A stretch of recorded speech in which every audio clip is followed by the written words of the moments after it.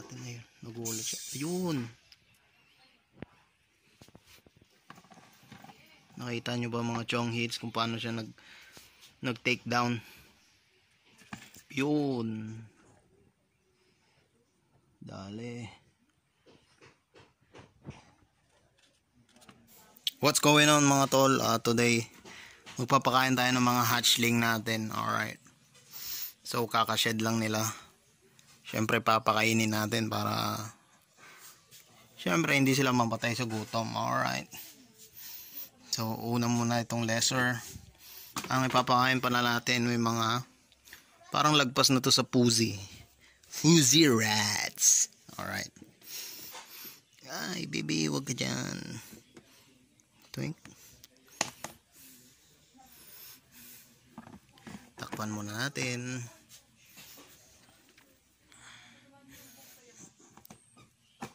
Yan.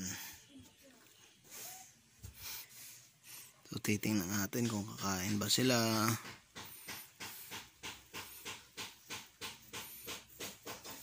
Ito medyo pa-hunt move na to.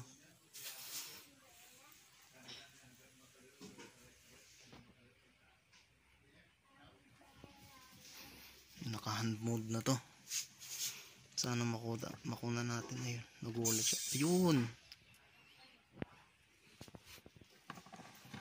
Nakita nyo ba mga chong hits kung paano siya nag-take down?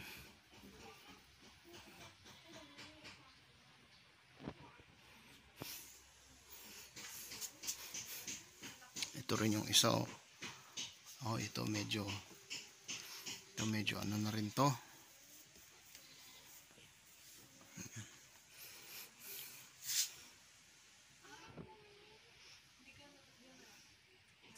Yun. Dali.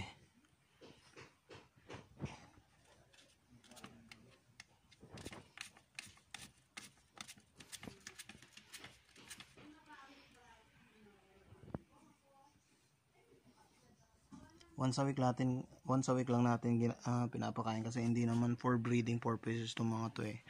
Pangbenta naman, so prefer ng mga buyer medyo maliit na ahas, ayaw nila nung malaki, lalo pag yung mga first time na gustong magkaroon ng pet snake, gusto nila yung ano,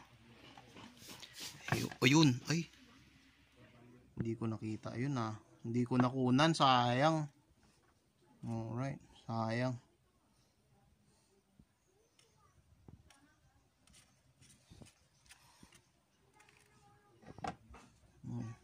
Tapos ito, hindi pa kumakain tong lesser.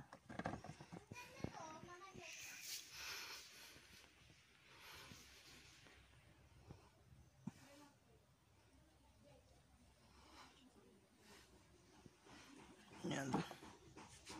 Alright, so yun lang po. Salamat sa panonood. Sana suportahan natin yung mga Filipino hobbyists. Alright. Suportahan natin ang bawat isa.